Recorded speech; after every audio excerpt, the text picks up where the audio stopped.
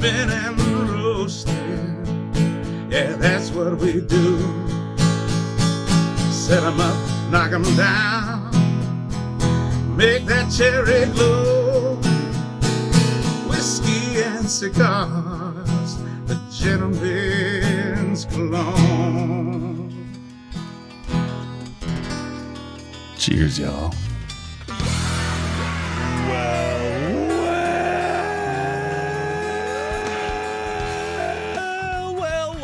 That sounds like a party just about to begin, ladies and gentlemen. Welcome, ladies and gentlemen, to this fine radio program, podcast, and video extravaganza known internationally as the world-famous Smokin' and Toastin'. Our program is all about craft beer, fine spirits, and hand-rolled cigars. We are thrilled to be coming to you on radio stations across the United States of America and as well from all the major podcast platforms, including YouTube and Spotify and all of those, wherever you get your podcast, Apple Podcasts, whatever it is, we're there, and we're so many different places. Thrilled to be there, and we're thrilled that you are here and you're either listening or watching, and it's awesome. And we have quite a show for you today because we're going to talk to you about, among other things, cheap beer brands that you should avoid.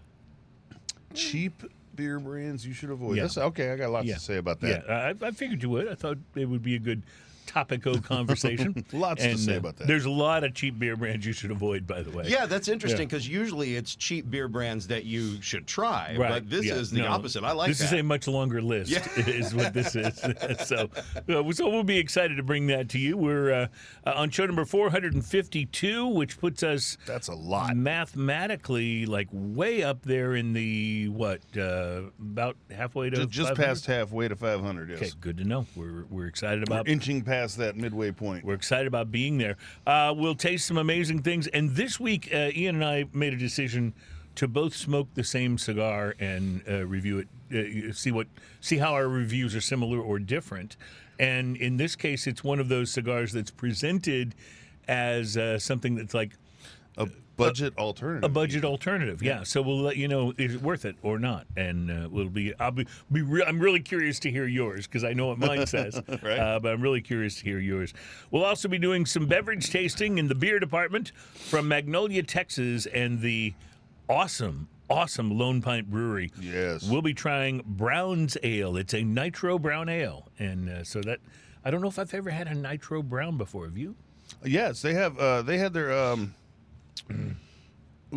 Gentleman's Relish on Nitro. Oh, okay, cool. This maybe I have be the tried same that. beer. I'm not sure. They might have renamed it.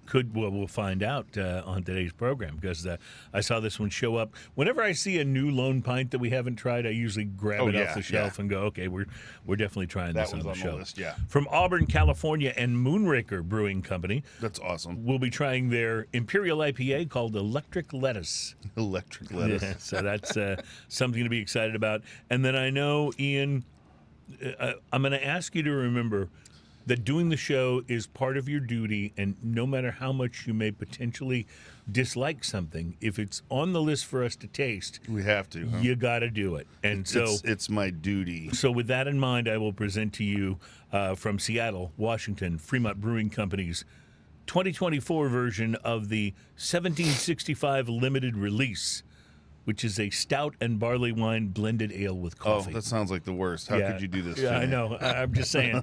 Remember your commitment to the show. Right. Remember what you signed up for. It's going to be what it's going to be. Plus, you've brought along a really interesting whiskey. It's the Elijah Craig Ryder Cup limited edition small batch bourbon, which I'm pretty stoked about. So anything off the wall Elijah Craig I will buy because it's Elijah Craig. Right. You can't go wrong with Elijah Craig at all. It says on the label here, Kentucky straight bourbon whiskey, finished with toasted sugar maple and applewood staves. Wow. Well, that just what sounds bad about good that? at all, right? Yeah.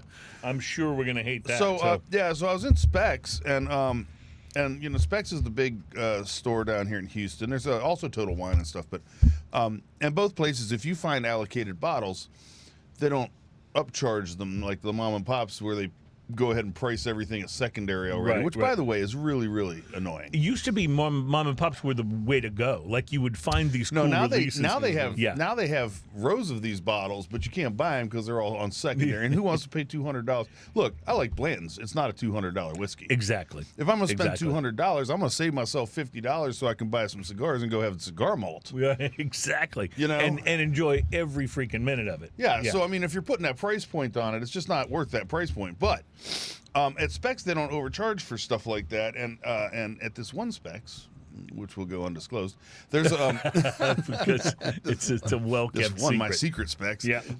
They keep, if they have allocated bottles, they have them right behind the counter, and they just have them up there. They don't say anything about it, but they just happen to be there. Yeah. And so they had the E.H. Taylor, and they had this right next to it, and I didn't know about this, so I asked to see it, and I read all that, and I thought, yes. I like the way you get right to the Yes. right to the decision there. There was I'll no take both of these there bottles. was no hemming, no hawing. It was just yes. So it didn't really have to do anything with the Ryder's Cup No, itself I don't. or I don't. golf. I think that's a golf thing. Golf. Yeah, so I it don't didn't know have anything to do anything with about the that Ryder's whatsoever. Cup and golf. I don't know who Ryder is, but I will drink it out of his cup if it's this Elijah Craig. I'm pretty sure. So, well, exciting. We're going to get to that.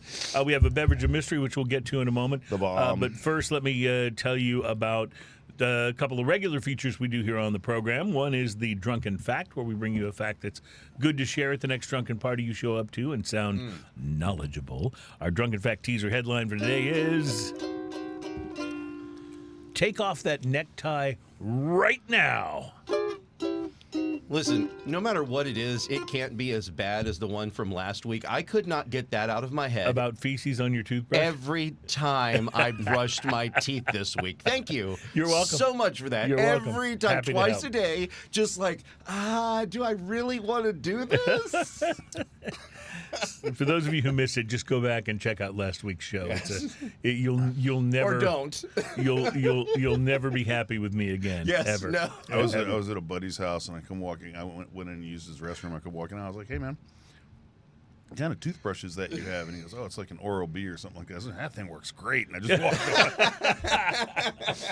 That reminds me of one of my favorite things. Back when Wendy's used to have a salad bar? Oh, yeah. That was one of Yeah. the big Yeah. draws for Wendy's. You Yeah. could go to the Oh, yeah, salad yeah, bar, I eat remember as that. much as you They had taco meat on the salad bar. Yes, I know. Taco meat, Good cheese, stuff. all Wendy's kinds. tacos. Yeah, come on. It was good stuff. But I used to tell people, when I would go to Wendy's, you went to Wendy's, how was it? Oh, it was good. I had a salad bar. I said, those sneeze guards that they have over the... And they go, yeah? I go, those things work. You'll never eat a salad again, ever. Even though the sneeze guard worked, you'll just never chance it. I mean, it is called a sneeze guard. Come That's on. right. I can't remember what show it was, but I watched a show the other day, and we went to a restaurant, and they said, we feature the world's longest buffet and the world's second longest sneeze guard. And they would walk to this one spot, and then the sneeze guard would just end. Yeah, don't eat anything off the last third of the salad bar. We'll do our drinking news segment, the most popular portion of this program. It comes up in the second hour of the show. And our drinking news teaser headline for today. I like that the intro for both of those, the little fanfare, is slightly different but still very similar. I try to keep a theme. I appreciate it.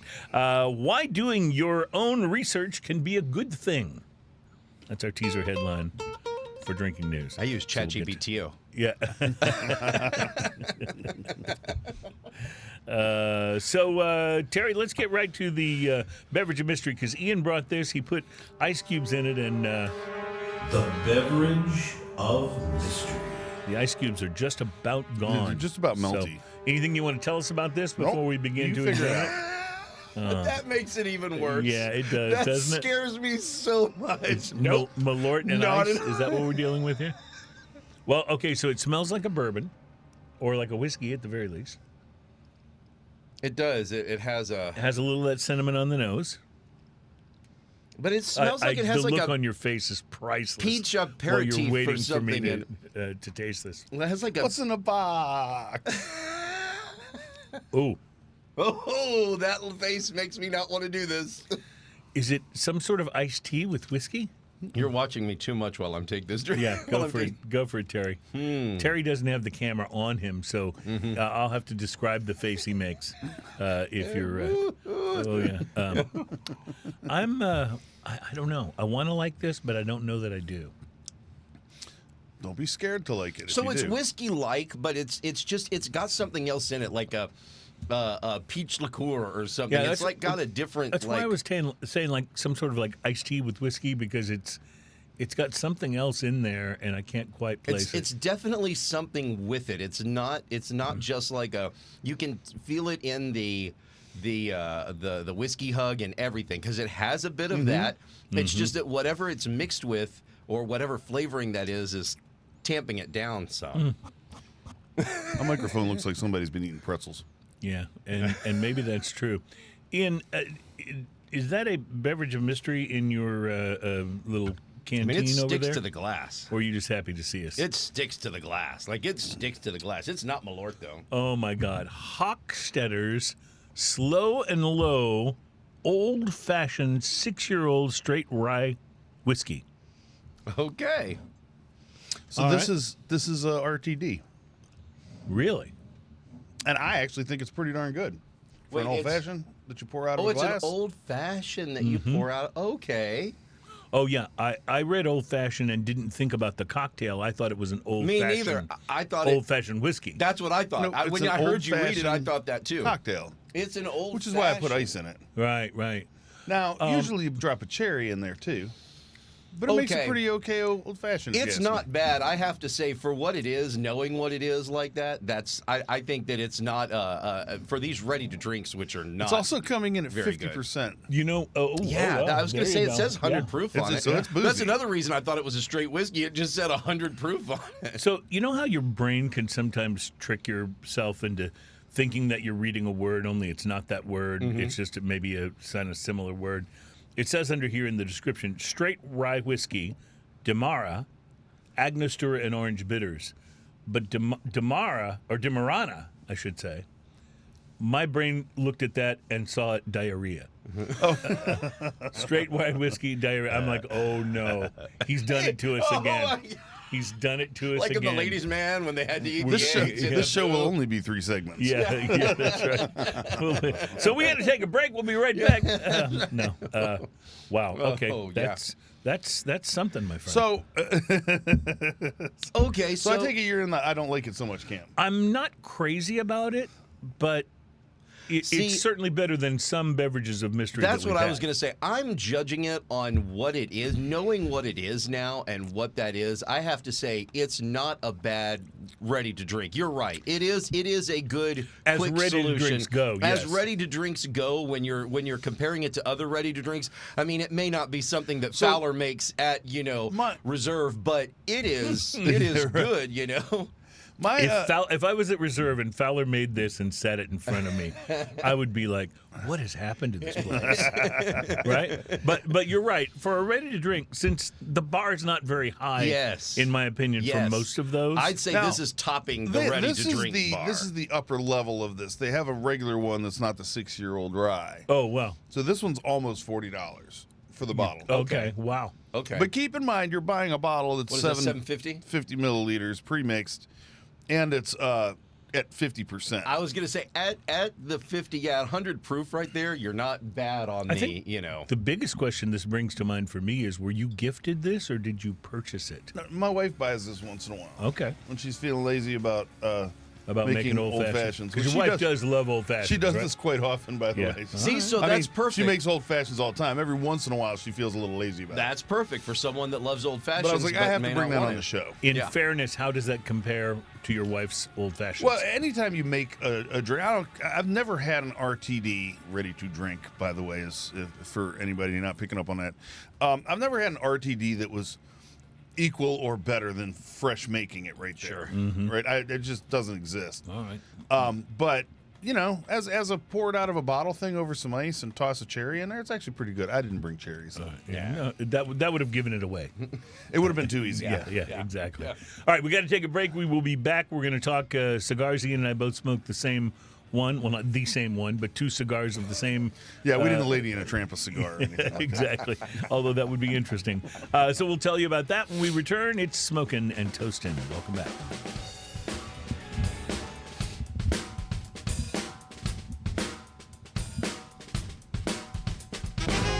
Welcome back. It's Smokin' and Toastin'. Our program is all about craft beer, fine spirits, and hand-rolled cigars. And speaking of hand-rolled cigars, I bought some cigars, actually split a mazzo of these with Ian recently, and they are Oliva Rounds Maduro Overrun Torpedoes. Now, let me explain.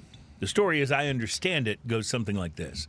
When the guys from Cigar Page, which is an online cigar retailer, were visiting the Oliva factory earlier this year, they spotted a quantity of a few 100,000 unbanded cigars in the aging rooms. Turns out, and again, this is the story that they tell. I don't know this is a fact, but this is what it says on Cigar Page. Turns out these were intended to be box-pressed cigars for a very, very highly rated brand of theirs, but at Oliva. But these were all round parejos instead. When the cigar bunchers and rollers make cigars for box pressing, there's very specific density ranges that the cigar needs to have before they start the pressing on it to ensure that the cigars will draw perfectly. They have to be rolled a little looser, I would think. In general, yeah, they achieve the square box-pressed finish by placing the finished cigars in molds that are secured by a vise, and cigars that don't quite meet the density standard for pressing are set aside, they're left round, and they just accumulate over time. So the Cigar Page guys bought them all and put them on sale for much less than you would have paid for the same tobacco blend with the Oliva name on it. At least that's the story. And each of us smoked one of these, and sticking to it. And it's going to be interesting for me to see if we came to anything close to the same, because these are in the neighborhood of $4. So, yes, yeah. So, what did you think? How did yours go? Well, so looking into it, this is a San Andreas Maduro wrapper with Nicaraguan binder and filler. Mm-hmm. The appearance on this kind of ruddy brown wrapper. I wasn't sure at first when you handed it to me if this was the Maduro or the Habano.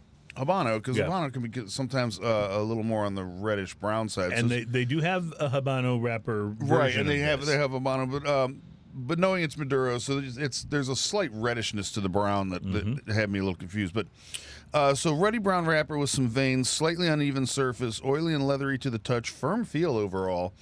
After knowing that story, the fact that this has such a firm feel on the cigar, I was a little surprised. You were expecting it to be looser. I was expecting it to be a little bit looser of a cigar. The pre-light sniff, barnyard, sweet coffee, some classic tobacco notes in there. Pre-light draw, I used a clip, effortless draw, lightly spicy barnyard, classic tobacco, fermented hay is what I was getting on the nose, and a little tiny little bit of fruit. Mm-hmm. The initial light. There's definitely a Nicaraguan pepper blast there. Okay, yeah. Nicaraguan pepper blast. Pepper and spice with a touch of sweetness and campfire. Retrohale is spicy pepper and campfire. The first third of this, when the spicy pepper settles down, it leaves spicy pepper. Leather and a rich earthiness follows with an underlying hint of sweetness. Retrohale is peppery pepper with pepper and a bit of cayenne. Solid ash, good burn. Proposed pairing with this, I actually went with Shinerbach on this, but I thought any kind of Bach beer, something sweet and malty, Oktoberfest would be a good choice with this. Just something malty in general, or George Dickel 8-year bourbon. Okay, yeah. Which I thought would be good. Which I spelled apparently Burbon. We know what you meant. Can't spell. I just looked at that and went, that's not right. Bourbon. Bourbon.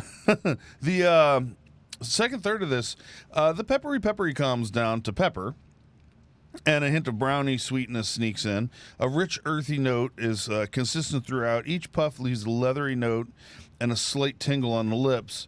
The retrohale is peppery and sweet brownie batter, solid ash, perfect burn. The last third of this cigar, as this experience progresses, the notes seem to get sweeter and more brownie, more like kind of brownie batter sweet. The retrohale is peppery and sweet, solid ash, perfect burn. This cigar coming in at $4 a pop. Mm-hmm. I'm giving it a 7. It was great. Wow. It was a big cigar. It was exactly what I expect from Oliva.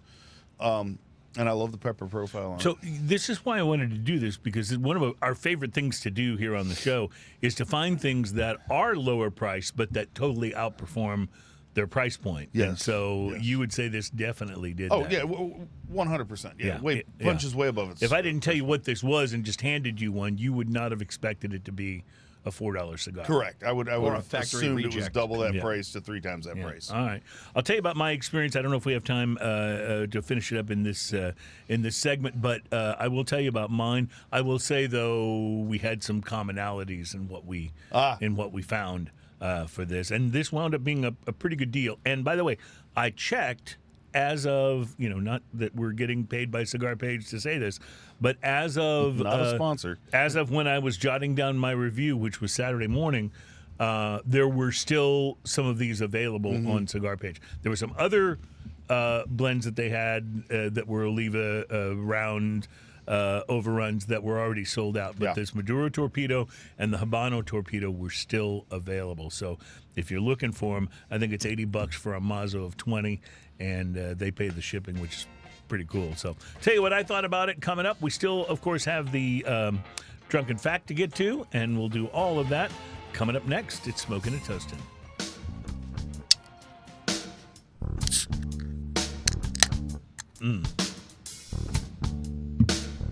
If you're listening to the show in a market where it plays before noon, then you can join me in thinking that is one of the coolest pre-noon sounds you can hear. I absolutely love it. It's Smoking and Toasting. Our program is all about craft beer, fine spirits, and hand-rolled cigars. Ian and I both reviewed the Oliva Rounds Maduro Overrun Torpedo, which we bought a Mazo of on Cigar Page. That is how it is labeled, on the website. So that's what to look for if you're trying to get some of these. Now, technically, these are seconds, since they didn't make the cut for which they were originally intended. But they're not seconds in the way that you might traditionally think. These are not blemish or short filler. In theory, these should smoke pretty much identical to the cigars that they were originally rolled to be. Now, my first impression of this, the dark San Andres Maduro wrapper, was oily and looked delicious. The pre-light sniff and cold draw gave me earth and leather with just a little hint of chocolate or cocoa powder. I snipped off the pointy end with cigar scissors and put flame to tobacco, and we were off to the races. I got a burst of pepper at the outset. Now, for me, you said definite Nicaraguan pepper blast. I did. I thought it was not quite enough to qualify as a Nicaraguan pepper blast, but it was enough to let me know I was puffing on the stick with plenty of Nicaraguan tobacco in it. It was not brutal, I thought, but yeah. Yeah. Leather and earth, cedar, and mocha were the notes that dominated the first third for me, along with the pepper, which showed up mostly on the finish and in the retrohale. The initial burn got started on a little bit of a crooked path, but I touched it up around the beginning of the second third, and it seemed to burn just fine from there on. Second third deepened in complexity, full notes of loamy earth, some dried fruit, along with a slight lessening, I thought, of the pepper. By the final third, I had picked up everything from creamy latte notes to dried fruit, citrus zest, and aged oak. A really wonderful blend of flavors and notes that showed a pretty deep complexity for at least the back half of the cigar. Quite mouthwatering overall. It was interesting how the pepper, like on both of ours, the pepper got less as the cigar went on. Which is interesting because often when I smoke Nicaraguan cigars, the pepper intensifies as you go, and the last third is very peppery. In just doing the math and reading between the lines, it seems like Cigar Page is implying that these Maduro rounds, which are the ones we got, were potentially supposed to have been blended for the Melanio line. Now, I won't go so far as to say, hey, we found a $4 Melanio, but I do think the cigar was probably on par, flavor, and complexity-wise with a Series G or maybe even a Series V. And while the Melanio is the king of the hill as far as Oliva cigars are concerned, the G and V are both really excellent cigars. So if this was intended to be those, it nails it. I was thinking it was a V Maduro. Okay, that's probably right based on just doing the math on the pricing for how much they say that they're discounted. Well, it made me think of it because the Melanio is the Sumatra wrapper, right? I believe that's correct. Now, they do make a Melanio Maduro as well. But Yeah, that's the one I usually go for. Is the But I think the Maduro. Melanio is the V with the Sumatra wrapper. I could be wrong on that. Well, Trenton's going to hand me down knowledge on that at some point. The Oliva Rounds Maduro Overrun, delicious, decent burn with only one touch-up, and a $4 purchase at a Mazzo of 20. And at $4, I gave it an easy 6.5. Not quite as far as you went with it, but then, you're more giving than I am. So, I figure that's. But both of us raved about these at $4 because think about it. Most of the time, if I say, "Hey, here you can smoke this cigar. It cost me $4," your expectations are not going to be high. Yeah, expectations are low. And this is going to blow those expectations away. Even factory smokes are starting to cost that much. Well, and I have to be honest, and I know I'm going to get hate email for this. I'm kind of burnt out on factory smokes. They don't thrill me the way they used to. Oh, no, I'm totally over them now. Yeah? I don't buy them anymore. The construction quality, Yeah? as I've gotten too many that don't smoke well. There's a weird flavor in factory smokes, at And, least for me. And I'm not loving it. Yeah, I just got tired of the quality. You'd buy a bundle of 20 or 25, and a couple of them you expect at that price Right. point to go bad. Sure. Now the price has gone up substantially. We used to be able to buy them for $40, then $50, now $60 for Right. a bundle, and so the price keeps going up, and the quality level keeps going down. The last time I bought a bundle of them, I mean there were probably 8 or 10 of them in there that wouldn't smoke. So if you factor that in then to the good ones, Right. they suddenly are not They suddenly that cheap. become $1 more per cigar. exactly, And that's that's at this Exactly. price point or more, and this is a way better cigar. Well, I think it's probably appropriate now that we've gotten through with that and are ready to taste our first beer. But first, I think we need to do today's drunken fact. So, Terry, if you could set us up for that, and I promise there's no mention of feces in this drunken fact like there was last week. And now it's time for another feces-less, smoking and toasting drunken fact. That should be the standard intro from now on. Drunken Fact is where we bring you a fact that we know to be true because it was on the internet, and we're thinking that you save this in a back corner of your brain somewhere, and when you're at a party and everybody's drinking and they're beginning to get a little inebriated, you can drop this like a truth bomb on them, and everyone will be impressed with your knowledge of trivial things. Today's Drunken Fact is: wearing a tie can reduce blood flow to the brain by 7.5%. Ooh. Wow. A study in 2018 found that wearing a necktie can reduce the flow to your brain of blood by up to 7.5%, which can make you feel dizzy, nauseous, and cause headaches. Wow.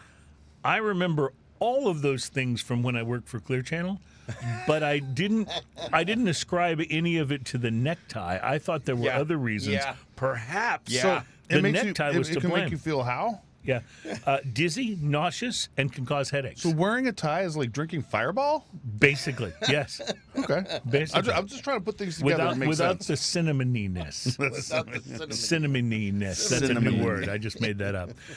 Wearing a tie can also increase the pressure in your eyes if it's too tight. And they're great at carrying germs. I won't mention what else could be on the tie because I promised Carrie that this was, Yeah, I have but to if wear you a tie this weekend. if so you yeah. had it on in the bathroom while you were brushing your teeth, that might be something to think about. So, thank you.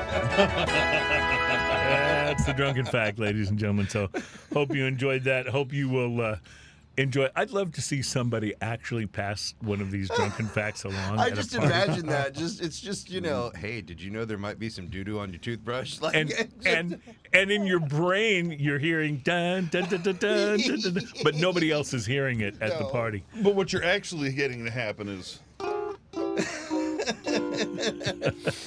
Pretty what much. we need is the Smoking and Toasting sound effects app that you can use while you're telling these Terry, that's a drunken- brilliant idea. that is brilliant. It can be ukulele bits. And You'll be holding your the phone and go, fanfare. did you know that your toothbrush contains feces? Dun, dun, dun, dun, dun, dun. Yeah. some kind of a tiny speaker Perfect. out of the back of your phone. By the way, for those who have no idea what we're talking about, last week's drunken fact, go check it. Yes. Go check it out. Yes. And we know it was true because we found it, like I said, on the Right, internet. nobody on the internet lies. Yes, not at all. Which we will get to, by That the would way. be like that would be like crazy, like if someone on a game show was to cheat or something. Yeah. Well, we'll get to all of that in drinking news, which will be coming up in the second hour. But right now, let's make some drinking news of our own by tasting Lone Pint Brewery's Brown's Ale. It is a Nitro Brown Ale from that little old brewery in Magnolia, Texas. And Magnolia, that's a beautiful little brewery. By the I way. love. And are they moving? They are. They have yeah. this beautiful plot of land up north of there, and I got to see it. It's got a little pond on it and these beautiful old trees. They have to go north because they weren't already far enough away from my house to begin with. So. Dude, they're gonna make it though. It's gonna be a beautiful destination. So this is undoubtedly the Gentleman's Relish. Okay, so that's interesting because they've had Gentleman's Relish in a can before. They have. So they've decided maybe to rebrand it as I think they're rebranding it as the Nitro Brown Ale called Brown's Ale.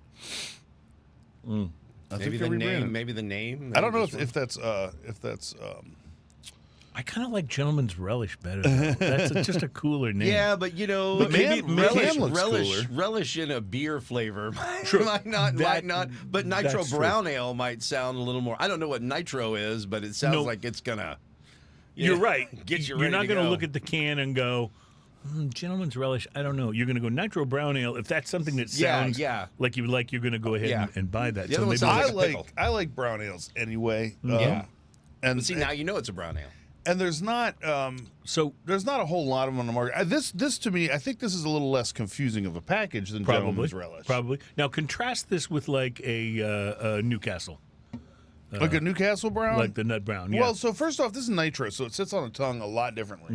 What is nitro? Can y'all? What's so they use Nitrous oxide. nitrous oxide when they can it, and so when you open it up, it has these much more Smaller tiny, bubbles. dense bubbles than sort of regular carbonation does. Is it Oh, nitrous okay. oxide or is that the stuff they use at the That's the stuff they think they use at the. No, But it may it's be the same nitro- stuff. it's nitrogen? Maybe just nitrogen? I think maybe it's nitrous just oxide, nitrogen. isn't that Nitrogen. laughing gas? Yeah, that's laughing so I gas. think- Yeah, that's I laughing think you gas. got that wrong. Maybe this is nitrous It's oxide like because nitro, if yeah, I it's have like that and whippets in the yeah, if I have a couple of these, I'm probably going to start laughing. So exactly. maybe it That's totally right. works. That's right. Maybe it totally works.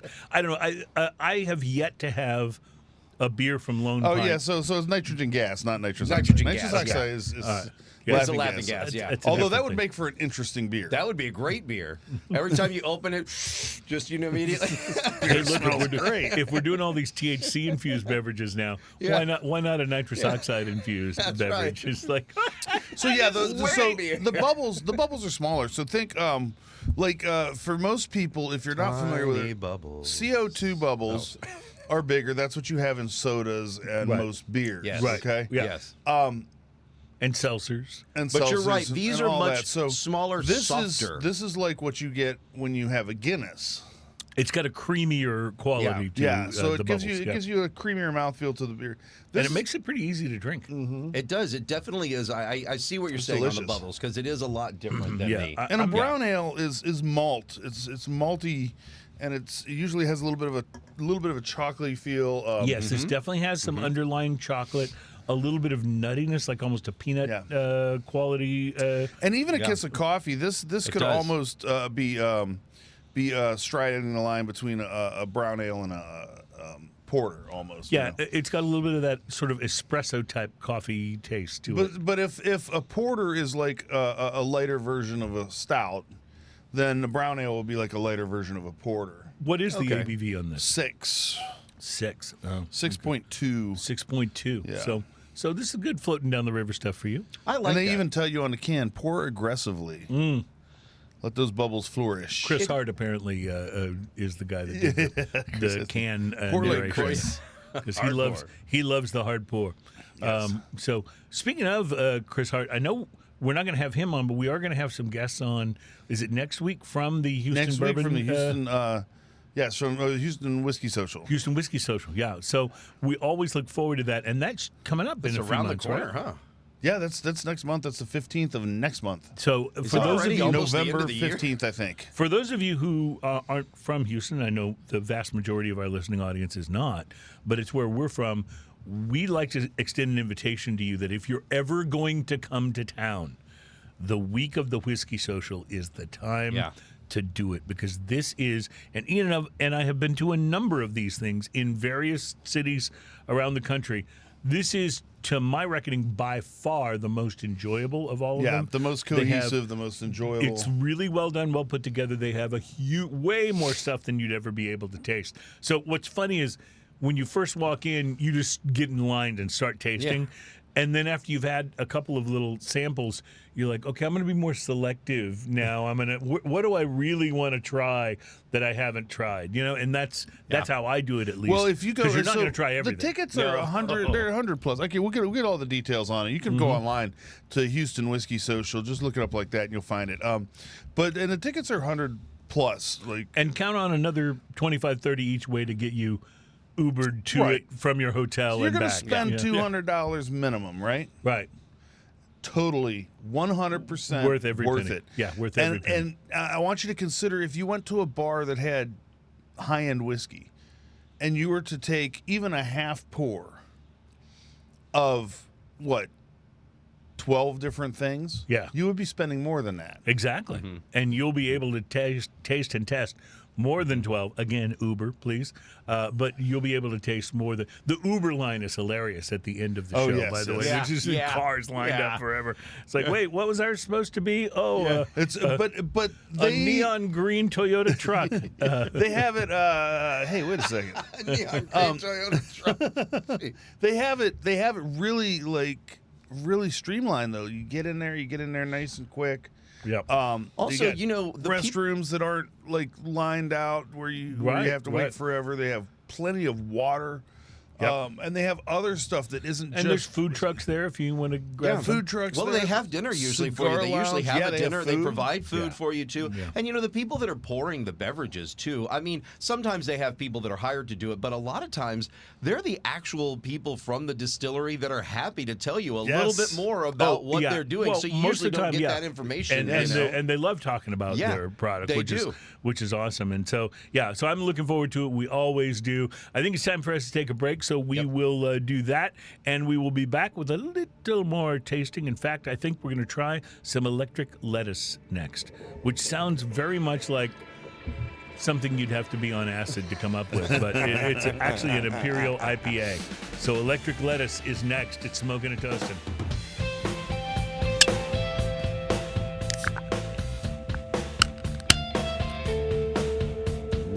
Welcome back, ladies and gentlemen. It is Smoking and Toasting. Our program is all about craft beer, fine spirits, and hand-rolled cigars. It's show number 452, and we are glad that you're here for it.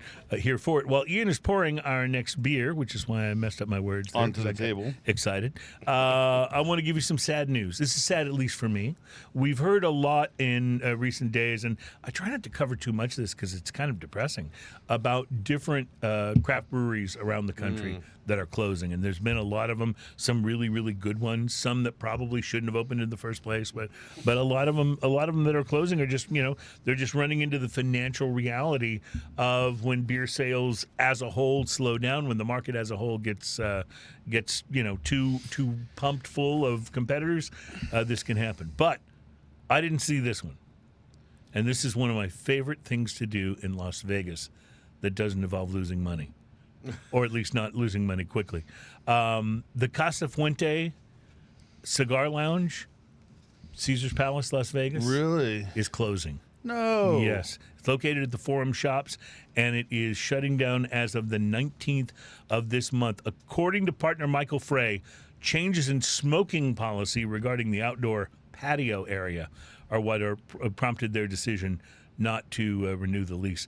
They opened in 2005, and they became just kind of an instant destination for cigar lovers in Vegas. Now, even though you can smoke in the casinos in Vegas, the whole relaxed cigar lounge thing was just... my wife and I went on vacation there one year, and you did the show here. Mm-hmm. and I was calling in on the comments from Right. that place. That's right. I remember that. Yeah, and it From was the awesome. Fuente Cigar Lounge. Yeah, but apparently it has to do with the change in smoking policy in Vegas. There's no immediate plans to reopen at another location, but the Fuentes say they have not entirely ruled out the possibility. So we'll keep our fingers crossed for that. So, Smoking and Toasting is a show where we like to sample beers. Because that's something we like to do, whether we're having a show or not. So we figured out, why not have a show and talk about it. We're doing this all the time. We just sometimes turn the mics on. Yeah. There was, you know how different sports announcers will have their signature phrase that they say? There's apparently I think he's a hockey announcer, that when his team the home team scores a goal, he says, "Let's talk about it." That's his phrase. So let's talk about a little Moonraker Imperial IPA. Oh, no. Oh, yeah, it is Moonraker. Yeah, Okay, it's sorry. Moonraker. It's electric lettuce. Electric lettuce. Moonraker Brewing. I got it. I love that name, by the way. 007, right? And, Isn't that and, a 007 movie? and if you look at the logo, show that logo to the camera. I believe that's the same as the Moonraker logo on or very similar to the Moonraker logo for the movie, or at least the it movie? strikes me that way. At that, yeah. Yeah. So, any reference to a Bond I can't film. remember the song from Moonraker. Any reference to a Bond film, I'm down for. It wasn't View to a Kill, though. That was Coming in that at was from View to a Kill. 8.5%. What do you think of electric lettuce here? Well, I haven't tried it yet, but I'll just say the nose is so citrusy. I'd say it's electric orangey to me. It is Wow. oddly electric dank. It is dank, and it's wonderful. I think it's like... Oh, it was just called Moonraker. It was called Moonraker. Yeah, Okay. the song was just All right. called Moonraker. I don't remember that one, but I will say of this beer, it's got a dankness to it that is, I think, the biggest part of its appeal. Like I really like this and want more. But it's kind of like the dank. It's kind of like a really, forceful orange, like a particular. Yes. Orange that just has this little bit of a funky taste to it, Yes. but not enough where you go, this orange isn't good. No, right? yes, exactly. I'm getting so much orange in In here. the 90s, I had a band that was playing around. We used to play frequently with a band out of Galveston called The Dank. We want the dank. The Dank. Were they any good? The Yeah, Dank? they were actually really good. I really liked them. I like the dank. That's a great name for a band. Yeah. And a great name for a beer, too. They could have just called this the dank instead of electric lettuce. But maybe electric lettuce is a little more, electric lettuce. a little more. It is quite good. Like ethereal. it's big. I would have called it electric orange. It's quite niche as well, Yeah. but it's very good doing what it's doing. If you like an over the top, ridiculous, and dank IPA, this is going to be. Yeah, if you're looking for a hazy or a juicy IPA that's a little more on the sweet side, this is not it. And normally I'm all about having a very balanced ale. This is not a balanced IPA. This is a very dank, but it's a very good representation of what it is. You get the feel that's exactly what they were going for. I feel like this is exactly what they were going for. Yeah. I don't think they were trying to do It is like dry, a really sweet like when a it came out mouthful with of this. pine Yeah. needles at the end of it too, though. But it's really in an But it's enjoyable way. kinda We've good. been critical of some IPAs that are kind of a basket of pine needles at the end. But this one I would not be critical No, of. this one's working. Yeah. I don't get the pine needles. Maybe going back to the kind of early days of the IPA craze when everybody was trying to out-hop each other, they should have had some of this, and it could have guided them This into is not. out-danking everybody, and it's doing it in a delicious and it's way. doing it in a very good way. I'm with you. I think this is very impressive. In fact, Moonraker Brewing, these guys are out of Auburn, California. We've had some of their beers on the show before, but never anything quite like this. And this is at what? Can you read the fine print? 8.5. So it's a good point and a half above where most IPAs come in. It's a pretty big beer. That's why they call it Imperial. Or electric. Or lettuce. Electric lettuce. Yeah. I like it, though. This is something, I mean, I wouldn't like buy a 4-pack and drink them all in one sitting. No. But it is a fun thing to break I up. bet this is a masterpiece right from the tap. Oh, I bet it is. I bet it is. I bet it is. I will say, don't think this would jibe with a cigar at all. Oh, no. Yeah. This would fight your cigar real hard. Yeah, tooth and nail, as a matter of fact. But yeah, no, I got to say, this is. Also nitro. Is there nitro in this? I mean, it tastes like nitro. It feels like nitro. Yeah, I mean, it does have that soft, small bubble Sort of feel. little bubble feel to it. Yeah. Very interesting. Well, I can recommend it. Moonraker Brewing out of Auburn, California. And we're fortunate here in the Houston area, we can get California beers. And in Maybe fact, not nitro, but it's very small bubbles. Yeah, in very fact, small. I very often go and pick up the, what is it, the one we drank so much of when we were in Los Angeles? The 805. The 805, Yeah, thank that's you. a great beer. That's just such a good, like, everyday beer. I think it is to California what Lone Star is to Texas. It's kind of what it makes me think of. But all right, we got to take a break. Hour 2 is coming up. Drinking news is right around the corner. Plus, we haven't got to this yet. Cheap beer brands you should avoid. We'll try to get into that next. It's Smoking and Toasting. Ooh. Welcome back, ladies and gentlemen. You need to have a separate unboxing video It's for that. it's Smoking and Toasting, yeah. A little bonus, a little unboxing video of the Elijah Craig. Ian is opening up the Elijah Craig Ryder Cup limited edition small batch bourbon, and we will be getting to that. While he's pouring that, though, and opening it, and, I can see That is brand new. You did not go with the OSHA safety requirements and pull the plastic did covering not. off, and you may cut yourself. This could I might, yes. There might be Yeah. I'm concerned. a bottle opening related injury here. Should we have like a safety manual of opening bottles I think that we need I to think that we could put produce for that out. YouTube? Yeah, we could put that out as YouTube content, and people would love it. Want to read you a list from the Takeout. This would be the cheap beer brands you should avoid buying, and this is according to customer reviews. So it's not just an editorial thing. This is based on what people are saying in the comments and editorial reviews. So it's a list of cheap beer brands because, let's face it, macro beers are cheaper. And these days, when your penny is, being scrunched a little bit, you might think, hey, maybe I should get, some cheaper beer. Here's some to avoid if that urge strikes you. First on the list, and I could not agree more, Budweiser Select 55. Oh, geez. Remember when we had that on the show? Yes. It was supposed to be like a big deal. This was their lower calorie, lower carb beer, and it just wasn't good. I'm going to keep going down the list, though, here. Yeah, the reason I remember it is because I think it might have scarred me. That's exactly right. Natty Light makes the list. Natural Light, so commonly referred to as Natty, the company has embraced the nickname in its marketing materials. They had one they called Natty Daddy that had like 8% or 10% or something. Oh, see, like that's that. I haven't Nice. had. Did you have anything? Have you No, tried? I saw it at the store and took a picture of it, but I wasn't brave enough to buy it. Took a picture of it. I don't know that I've ever seen this next one. It's Miller Extra Light. Arguably the lightest beer on the mass market that can still technically be called a beer.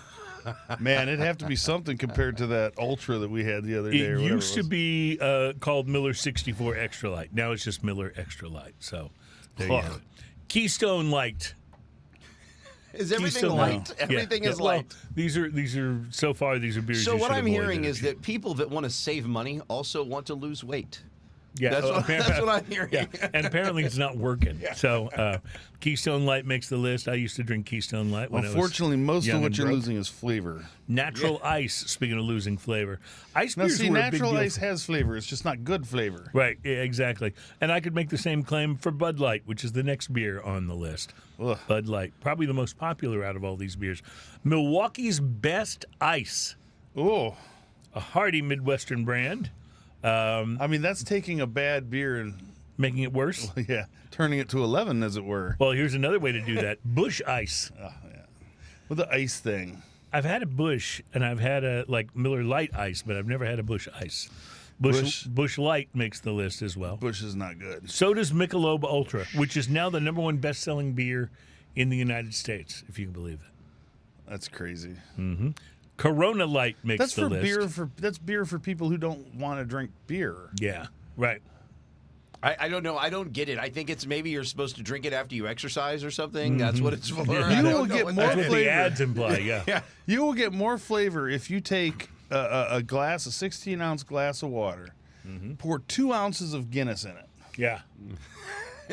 You will more not only flavor. have lower calories, but you'll have higher flavor. Yeah, I like this idea. Since I'm trying to watch my weight these days, I'm going to try that. 2 ounces of Guinness, a glass full of water. That Ultra is like if you took a Miller Lite and let it sit on ice until it melted out. Yeah. Corona Light makes the list. So does Bud Light and Clamato Chilada. Oh, geez. Oh, Now, that sounds personally, fun. I'm not a Chilada guy, but I'm not buying anything that says Clamato. That just sounds like something I don't. That sounds like a lot of flavors. That sounds like something I don't ever want to get. Is what that sounds That's like. a lot of flavors coming at you from the sea. Yeah, Very specific. I don't need Clamato. That's a very specific kink right there. Yeah. I don't know anything about it. I've tried to stay away from that. Ice House beer. Remember Ice House? Ice House, I do remember I've had that. Ice House before. It's been years, but I didn't know it was still around. I didn't know it was still around. Yeah. So those are the beers that make the list. Noticeably, by the way, Miller Lite was not on the list. No. And I've always said when I'm faced with macro brews, not even like a Shiner Bock or anything like that, Miller Lite is probably where I'll go. Dude, so I think we all decided when we did our late beer taste test, it might be time to do that again. That was many years ago. It was fun, yeah. But when we did our late beer taste test, Miller Lite made everyone's list for the lesser of the evils. Yes. Yes. And Bud Light didn't make anybody's list. It made the worst list.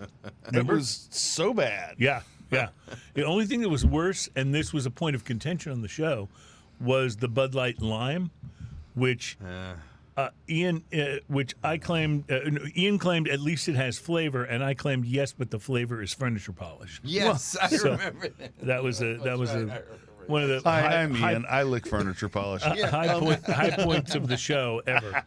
So, all right. Lime flavored pledge. So Ian brought in this special Elijah Craig bottle.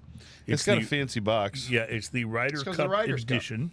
Yeah, It says commemorate the 2025 Ryder Cup at Bethpage Black with this limited edition of Elijah Craig small batch. Our fully matured small batch bourbon is finished with toasted sugar maple and applewood staves, a fitting tribute to the tournament's locale. The sugar maple is the state tree of New York, and applewood represents the Big Apple. Elijah Craig is proud to be named a worldwide supplier of the Ryder Cup. Cheers. Well, I can already taste or smell, I'd rather pick up on the nose. I can pick up on the basis of what you described there. I can get almost all of those notes on the nose. Absolutely. This smells so good. The maple on the nose is instant. Well, you think it smells good? And it's coming in at 47%, by the way. Wait until you experience the finish on this. Oh. That is delightful. The Ryder's Cup is a biennial match. It was a golf competition. Yeah. Pitting the team of 12 top European golfers against a team of 12 top United States golfers. It has a graham cracker kind of finish, like graham cracker crust. But that maple is so maple solid in there. Maple and the sweetness of the sugar cane. It's sweet almost in the way that a rum is sweet from sugar cane, but it's not sweet in a creamy sweet like cream coffee way. No, and the oak on the finish is pretty brilliant as well. Very astringent, adding the Doritos effect to the beverage. Which just means you want more. Doritos are scientifically engineered to make you want another one. I believe that. No, that's true. I believe that. That's true. It's not a conspiracy theory. That's actually how it is. That's actually a true thing. Okay, The people who came up with the formula were like, what can we do to make the lingering flavor make you crave another one? And they came pretty damn close because Doritos are, they're part of God's plan for his How would you people. like to be on that test panel? Yeah. I'd rather be on the test panel for this. Do you feel like you'd like another? Yeah, with this whiskey. This one's dusted in cocaine. Really, really. In classic Elijah Craig, too, with bubblegum and cinnamon all day long. Yep. But followed by these other... Well, the maple, to me, is the thing that stands out the most. Maple's crazy. And I love that flavor in a beverage. It's just so rich and satisfying. And the whiskey hug is wonderful. It's like a whiskey hug and a pat on is the a- butt, almost. You know. Yes. Good game almost. Yeah, right? exactly. It's such a warm whiskey hug too. Like it is a huge whiskey hug, but it's big and warm. It's not. It's not overpowering though. Yeah. That's the thing. It's really big, but it's like enjoyable. It's a nice, smooth hug. I'm digging it. This is absolutely It's like that friend that what's- everyone calls tiny, but he's like 6'7". Right, And he gives you a nice big hug. Yeah. But it's not too strong about it. It's great. Yeah. Yeah, exactly. What's the price on this? Do you remember? For the bottle? 65. Wow. I would I almost think it call was that 65. a steal at 65. And it's fantastic. Yeah, I bought it sight unseen. Basically, I'd never seen it before I went. Yeah, I'm all about But it. with sight unseen, does it really count when it's Elijah Craig? Right. seriously, it's like, Elijah Craig. Yeah. so. You got a certain presumption of quality there. The bottom line of Elijah Craig is delicious. Yeah, exactly. Yeah. And well crafted too. I've never had an Elijah Craig whiskey that I didn't think, wow, they really figured this on out. The, on the you know? allocated list, the Elijah Craig barrel proof Yeah. is one to, if you ever see that, snap it up. It's worth every penny. Unless they put it on secondary, don't go. Yeah, there. don't do. Yeah. We were talking about this in the first hour of the show. Mom and pop liquor stores used to be where you would go to find these allocated bottles when they're released, because ostensibly they have less foot traffic than the big than a Total Wine or a Specs or something like that, and so you're more likely to find them still on the shelf. But a lot of these mom and pops have taken to pricing those allocated bottles at the secondary market price, which you don't find at a Specs or a Total Wine or whatever your sort of mainstream spirits provider is in your state. And it's gotten to the point where you're better off shopping there. And one of the things I love about Now, there are some states where it's illegal to do that. Oh, really? You to can't. overprice Right. like that. You Yeah. can't do that. And I'm not sure if it's. I don't know what the laws are on it really. If some states are like, you can price, whatever comes in your store, you can price it whatever you want. But some states definitely are, you can't overprice this. So Well, you just have to be there when it lands. What I find interesting about now, like, I go to the Specs' largest location in our town in Houston is the one that's actually closest to me. So that's where I do the bulk of my Downtown shopping. Smith Street. And they have, the prices are good. But one of the things I love about going in there now is if you walk down, whether it's the bourbon aisle or rum or Mexico Way, I think they call it, where the tequilas are, the shelves are kind of pocketed with different barrel picks Yeah. that they have done. And so you have a chance to find and experience these fairly unique, single barrel pick spirits. And I think a lot of the bigger stores are going to do that around the country now. So it's not like Even some it's not mom like you and pop can't stores. find something like that. you Even know? some of the mom and pop stores will do that. They'll buy a barrel and do it that way. I absolutely love barrel picks for the reason that you're buying a whiskey you know and love most of the time, right? Mm-hmm. So, for instance, this is an Elijah Craig. But if you buy a store barrel pick of Elijah Craig, you're getting something that's that whiskey you know and love, but a little bit different because it's not Right. blended to that flavor It's not profile of blended the to original. to be consistent You're with getting an the actual flavor straight-up profile barrel. of regular Elijah Craig. Yeah, that's Right, so you're still getting the same liquid, but there's differences, And we have talked about, we have not done this yet, but we have talked about doing a smoke and a toast and barrel pick of something. Mm-hmm. And I'm really intrigued by the idea. I just don't would people buy it? I don't know. I think they would, but I think that's the thing. I think people want to try different stuff, and I think, it would be interesting for the show because there might be some people out there listening that are like, you know what, I hear these people pick stuff all the time. I'll try that. Well, I know Maybe. I would buy one. Yeah, for sure. So there's at least 3 sold right there. We would at least buy. We We would at sold least 3. agree with ourselves. as we like to say here on this program, smoking and toasting directly influencing sales. That's right. It's what we do. All right, we got to take a break, and we will be back to talk more about all of this. Plus, I want to get to a little something here and tell you about some cigars to watch for, because there's some very interesting things coming out. We'll tell you next on Smoking and Toasting.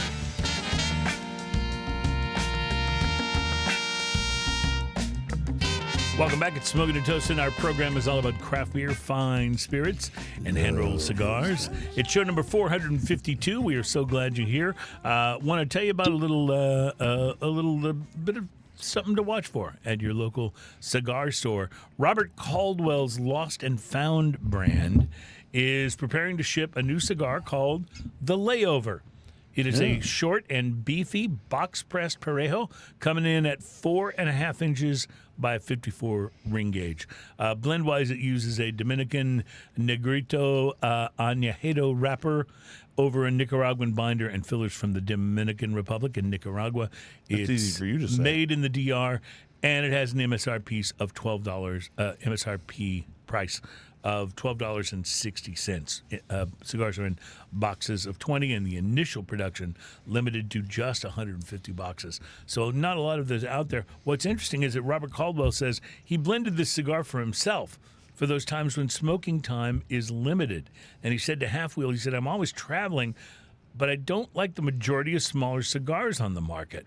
I love our manzanitas, but sometimes want the hand feel of a full-size cigar. So the Layover is something I built for myself, a big cigar experience in a short time format. And now we know why it's called Layover. Yeah. What a Layover, beautiful exactly. thing. Yeah. I happened upon, I hadn't seen them before, but I happened upon Oliva makes these Club. They make a little box called Club with the number 20 on it. And the 20 is how many cigars are in it. And they're little cigarillos is what they call that size, right? But they're cigars, real tobacco leaf, real filler, the length of a cigarette, basically. They're delicious. Yeah, though they are really good. I've had those. I've had ones like the Underground ones I don't like. Yeah, some of them are just hard. not that. Some of them are not good. Not that flavorful, too. Or the flavors kind of one note and harsh. Yeah, absolutely. But the Oliva ones, I was really surprised. I was like, I'll give them a try. Well, if you're like me and you're a fan of Tommy Bahama shirts, by the way, wearing a Tommy Bahama shirt today on the program, there's a perfect new cigar for you to smoke while you're wearing one. Now, I not only have a number of Tommy Bahama shirts, but I also have a Tommy Bahama table lighter that my wife bought me for Christmas one year that's awesome. It's got, just like this fish jumping out of a lake logo on it, and it says Tommy Bahama, and it's this beautiful table lighter. But it's not just that now. The new Trinidad by Tommy Bahama Island collection is about to be released, made entirely of Nicaraguan tobacco and made by some guy that I'm not familiar with called A.J. Fernandez. Does he make every cigar on the market? Every good one, it seems. AJ is a phenomenon. There are other cigars other than AJ's that are great. Yeah. But boy, you talk about consistency. Yeah. The dude just doesn't Well, we were doesn't talking miss. earlier during the break about how if it's Elijah Craig, we're going to buy it, right? We're going to try it. And I'm the same way So if it's an A.J. If Fernandez it's AJ blended. Fernandez, yeah. Yeah. And I think part of it, obviously he's very skilled as a blender, but I think part of it is that he has access to the tobacco. The tobacco that he grows on his farms, that he uses in his blends, is what kind of sets him apart, I think, from some of the other blenders. Anyway, the Trinidad by Tommy Bahama Island collection comes in 3 sizes. The Harbor at 1650, which is 5x52. The Breeze at 6x54, which is 1750, and the Marlin at 6x60, which is $18.60. Have you noticed that almost every time we talk about new cigars coming out, they're always retailing for the $12.50 and up price point? Yes. That just seems to be the new norm for these new and specialized blends, which is one of the reasons why we thought it would be good to do that review that we did today of the $4 cigars. You can get deals, Both of which we thought were amazing. Both of us thought those were amazing, and I'm looking forward to smoking the few of them that I have left after I split that Mazda. Well, with it's you. nice, So- like these cigars that we're talking about, $16 a piece, $14 a piece, those kind of things. It's nice. I try to have as many of those in my humidor as I can afford. But I got to fill my humidor with something. Right. And if you can find a $4 cigar that's that kind of good, Right. fill your humidor. Now, I will admit, in the past, I've bought some, budget cigars to fill the humidor, as it were, and turns out they weren't that good. And what I find is they fill the humidor, and then the humidor never gets empty because I don't really go to those and smoke But at least them, it'll right? regulate. Right, exactly. I keep having to buy more cigars, even though... I bought some. My wife's like, you still have tons of cigars in there. I I'm bought like, some, yeah, and no. this is the downside of it. Okay, so here, I'm sorry, Cigar Page, I love you guys, but this happens. I bought some that were supposed to be made. They're supposed to be the triple Ligero. Sorry, the Rocky Patel triple Ligero, and reportedly made by Rocky Patel. Yeah. And got them from Cigar Page. I bought a bundle of them. They were not very expensive. They're horrific. Well, so this is why. I mean, if you're looking for notes of toe jam, right, and carpet mold, because I'm always looking for toe jam in my. Excuse me, sir, I'm new around here. Do you have any cigars that have a sort of a toe jam vibe going on? No, but that's one of the reasons. When I look at the reviews that are available in magazines and online, and I listen to some of the cigar shows, podcasts and stuff that are out there.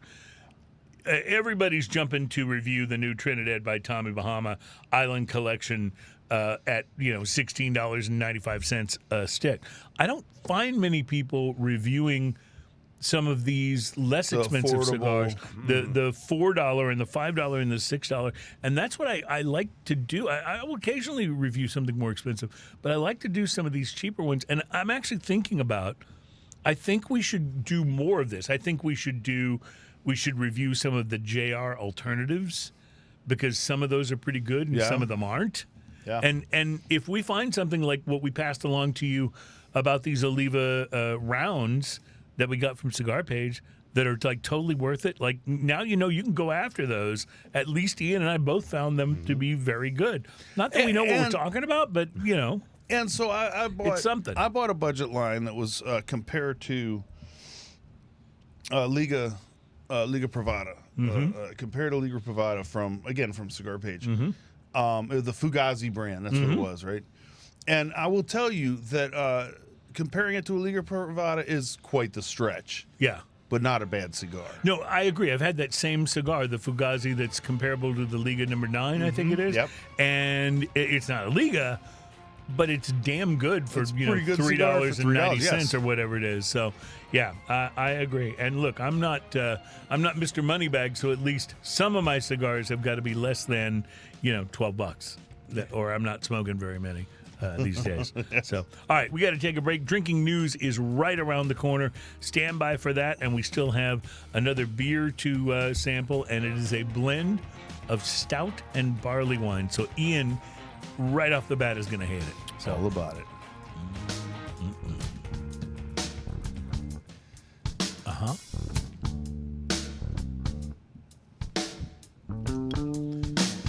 Welcome back. It's Smoking and Toasting. Our program is all about craft beer, fine spirits, and hand-rolled cigars. Sometimes I do wish you guys could hear what goes on during the breaks, because during our last break in between these two segments, Ian was singing a Michael Jackson song, which, it took me back to a simpler time, right?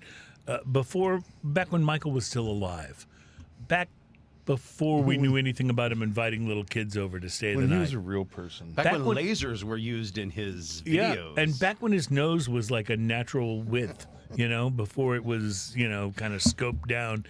Those were happy-go-lucky. I'm Mr. Jefferson. Wonderful days. They were wonderful days. That's ignorant. And we used to sing Rock With You all night. What a great song. Dance you into sunlight. It's painful with us doing it, but it still brings back Rock the night away? wonderful memories. Yeah, wonderful memories. And remember when he came out and did the moonwalk for the first time on that award show? Oh, yeah. And we were like, Michael Jackson! Like he was like, it was like everybody thing. loved him, right? Yeah. Oh, man. That was the Everybody. greatest thing. I was a kid. Yeah. And everybody at school was trying to do the moonwalk the next day. Oh, yeah, totally. I went into the kitchen and immediately found out you could do that with socks. Yeah, that was wonderful. There was a point in time when you could prove you were an American if somebody came over to your house. You just showed them your Thriller album. It was verification that you were actually from the United States, I think, or I don't know, maybe not. Yeah, ice. Yeah, right. We live in different times. It's now. way different. Yeah, way different. Different times or not, though, ladies ladies and gentlemen, it's time. You fast forward a couple years and you try to do that leany thing like you did in the Smooth Criminal video. Yeah, and it doesn't You just work. fall down. Yeah, you just fall down. Although I have felt like that after a good night of drinking. Like you could do that Like slant I'm just walking that way. and just walk that way. Yeah. Before we get to any more of that, ladies and gentlemen, it's time for the most popular segment on this here program of Smoking and Toasting. It's a little thing we like to call Drinking News. Drinking news. Now it's time for drinking news. A Florida man with one arm said he had a gator for a pet. When asked about his absent arm, he said, I had to take my gator to the vet. drinking news. Now it's time for drinking news. Cheers, y'all. By the way, that's my absolute favorite of all time. That's and pretty not good. just because I'm married to her. Although I love the Brianna one though because like at the end of it she giggles. Yeah. Like oh, yeah. you wait for that little bit of awkward pause and then she giggles. It's perfect. Yeah, that's Adam's wife, by the way. Adam in the Cloud, our producer of the show. Well, we're going to get right to our main story this week on today's Drinking News, and it's all about doing your research. Now, this is admittedly a bit of a difficult subject these days, because after all, do your own research has, over the last decade or so, become a rallying cry from those who believed all kinds of crazy stuff, like A, the earth is flat and covered by some kind of weird dome. Flat earthers. B, a pizza restaurant in Washington, D.C. has a basement where a secret cabal of politicians and celebrities run a sex trafficking ring. And even C, that the rapture, where God draws believers up in a kind of a holy anti-gravity beam to heaven, was most definitely happening on September 23rd of this year. Now, Did I miss it? All of those and many more were fueled by information that people could easily find on the internet. Well, I mean, why would people lie on the internet? Well, it's like we say about the things that we reveal in our Drunken Facts segment. They must be true Listen, because they're on the internet. Listen, the internet is a wide open area where you have absolutely no accountability whatsoever. Why would people lie? Right, exactly. But just a few keystrokes away from these so-called proofs are plenty of sources that are backed by science, by better research, and by just plain truth that easily debunk these tinfoil hat theories. The ones I mentioned here, for example. A, astronauts who've seen the Earth from space confirm that it is most definitely a globe-shaped sphere. B, the pizza restaurant in question doesn't even have a basement. And C, September was last month. That's what you think. And I know you won't believe this, but it didn't happen. The I rapture just didn't happen. thought I missed it again. Yeah. I thought maybe we were just already in heaven. I love that. Again. And yet, doing your own research, even on the internet, can sometimes be a smart move. It could keep you from sending money to an African prince that just needs a little cash so he can send you back millions. Yes. It could save you from massive embarrassment. And it could even keep you from bodily harm, especially if you're thinking of committing a crime. Because that's what happened to 31-year-old Austin Carasani, a Florida man who broke into a home in Wilton Manors, Florida, just outside of St. Petersburg about a week ago. The unwanted home invasion turned out a lot worse for the perp than for the victim. Or more accurately, in this case, the perp became the victim. Because what Carasani didn't know, because he had not done his research, turned out rather badly for him. I mean, look, it's not our place here at Drinking News to give advice to would-be burglars. But come on, guys. Maybe think about scoping the place out first. Do a little robbery reconnaissance, if you will. Reconnaissance, nice. I mean, find out something about the people who live there. Like, I mean, at least just the basics. Do they have a dog? Is it a big dog? Worse yet, is it a chihuahua? Those things are vicious. They're in Florida. Maybe they should not go in the alligator room. Yeah. But I digress. The important fact that our Florida man failed to pick up on before he went all B&E on the place is that the home he was breaking into was the home of an MMA fighter. Nah. Yeah, that's right. Mixed martial arts. And when the occupant, who was upstairs, heard his nephew from downstairs calling for help against the intruder, MMA fighter Henry Rojas bolted down the stairway, where he immediately opened up a Costco-sized can of whoop ass on the unsuspecting Austin Carasani. No! Police were called, and a very subdued Carasani was arrested. His booking photo shows him battered, scraped, and black and blue.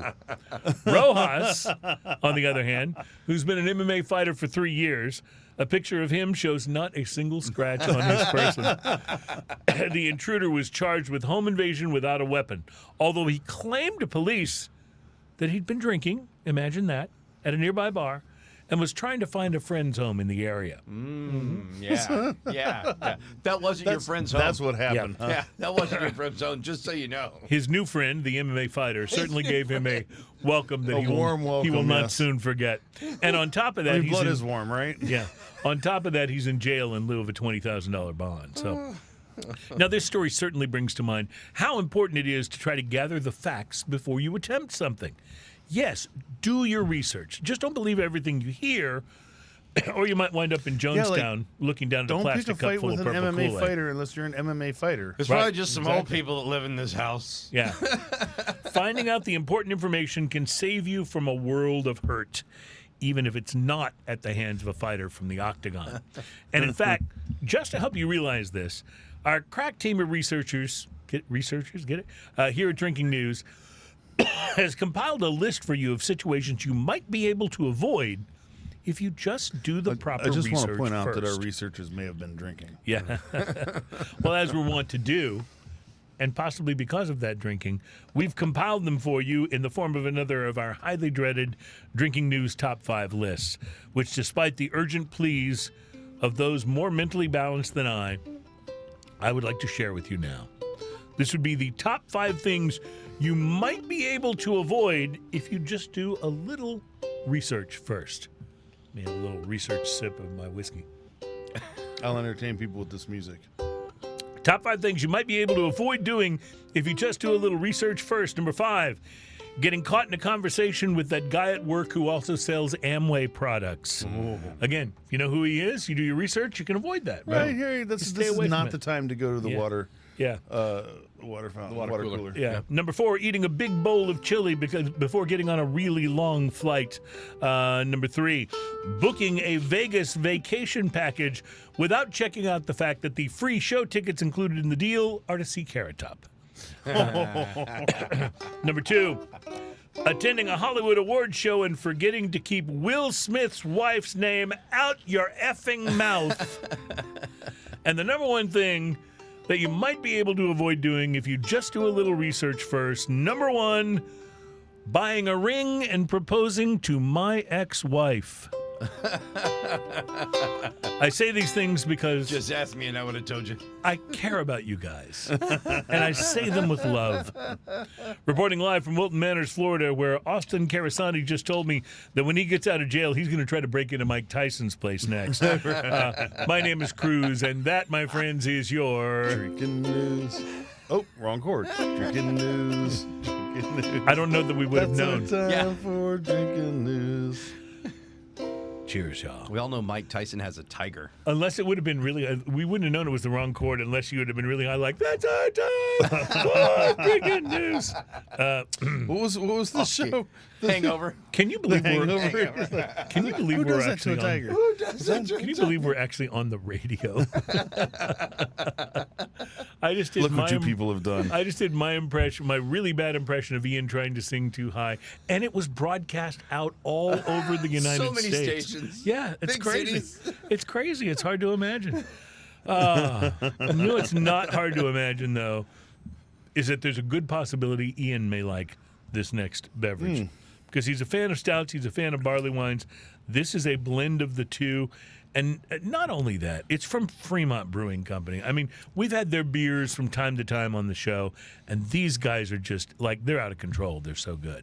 So I see that you have already started some research, Ian, I have been researching into this. this beverage. What can you tell us? Well, at first glance, it looked like it was a slash and a 3.9% alcohol by volume. The slash ends up being a 1. It's actually 13.9. Oh, So it's Which a is bit much more what I would anticipate. It's a bit boozy. And I just took my first drink, and there's no way that's 3.9. Yeah, right. Or a fraction of 3.9. Wow. It is big. It is boozy. An It exclusive is. blend of stout and barley wine ale with coffee. Barley wine ale aged in Woodford Reserve and Knob Creek barrels. Stout aged in Heaven Hill bourbon barrels. Stout aged in ex-bourbon vanilla extract barrels. Brazilian anaerobic coffee from Stamp Act Coffee. It's kind of like they said, I don't know what we want to age, what barrels we want to age these in. What do you think? And one guy all said, of 'em. Heaven Hill. Another guy said, I don't know. I'm thinking, I'm There's a thinking. lot of flavor going on. There really is. And it's like, it's almost impossible to decode it all with just a Yeah. few sips. So I will be having more. more sips. The so I coffee can is strong continue. with this one. Mm-hmm. If you like coffee stouts or coffee ales, this is definitely up your alley. But it's got that dried fruit component that It comes does. with the It barley does. wine. yeah. Right? And It that kind does. of There's a floats on the fruitiness. top, and the I would say the coffee flavor is more on the bottom of the. Is there such a thing as the bottom of the palate? Like it feels like I the. don't know. Are you a Under your bottom tongue? palate guy or a top palate guy? I think it just depends on the situation and how much of this I've had, but but the reality is, You're 2 beers away from being either one. yeah, I'm versatile when it comes to the. It's like the difference between Montrose and Westheimer and Montrose and Fairview. Yeah, that's right. No, I'm just going to say this though, the Fremont guys have just outdone themselves. Oh, yeah, Like, this is It fantastic. feels like anything they try is going to be good, and maybe we'll never know about their failed beer experiments that get dumped out. But man, what makes it to the shelf has just been fantastic, and this So is no apparently, exception. The snake on here is a logo from Stamp Act Coffee. So that's why I was wondering why Fremont had the snake on here. Okay. That's what's going on there. It Stamp also Act coffee. If you think about that, that's a reference all the way back to the Boston Tea Party, Right. You know. And then it says, allow this bottle to gather dust through 2025 and beyond. So they're encouraging you even. Well, it's fairly To late let in it the sit year, there. so yeah. yeah, it's to fairly late age in the year. bottle a little Yeah, bit. it's fairly late in the year, so I felt like we were okay. But yeah, Well, this is 2024 release, so we've got a year on it now, at least. Oh, yeah. So it's pretty and you know, I've learned my darn lesson delicious. by waiting too long on these and Yeah, winding up there's. with I was soy going to sauce. say there's you a know? happy place. So There you know, totally yeah. is. Yeah. Yeah, I think 3 years is really 3, and then when you start getting into Then 4 we're years, starting a to get lot of into beers the- start turning pretty quick. But I mean, I usually don't let Bud Light sit there longer than 3. Just kidding. Reminds me of like my favorite Far Side cartoon ever. I told you, I which just- is when mayonnaise goes bad. The guy opens up the fridge and the mayonnaise is the jar of mayonnaise is pointing a gun at the other condiments in the refrigerator. I love that. I did tell you. So you laugh about the leaving the Bud Light in the fridge. I had Miller Genuine Draft in my fridge from New Year's, and I just poured it out. Oh wow. Like Yeah. weeks I thought he was ago. going to say I just drank I it. know I was going to say, And I thought he was gonna going say, to oh, give yeah. us a story about, and it was the best one I've ever Yeah, had. it's a Oh, way no, to that- get Miller Genuine Draft to actually taste like something. Leave it in your fridge until it's turning, and then There it was has some some secret. flavor. We were going to find some Yeah. like hack No, life hack. no. You leave it in there for 6 months, Then or pour 8 it out. months, and then just pour it out. This is my It's best. the best way I know of to enjoy it. This is my best suggestion. If you've got Miller Genuine Draft in your fridge, make sure it's super cold. Take it out of the fridge, open it up, pour it down the drain, and then drink a good beer. That's my best. That's my best example that I could give you of how to make it. And an you want to make enjoyable sure it's super experience. cold because you have a little pity on the drain. That's right. You don't want the drain to just, yeah. All right. When we come back, we're going to talk about combining or pairing this Fremont 1765, whatever it is, with a little bit of this Elijah Craig whiskey. And I'm just going to give you an advance hint. It's going to be good. We'll be right back.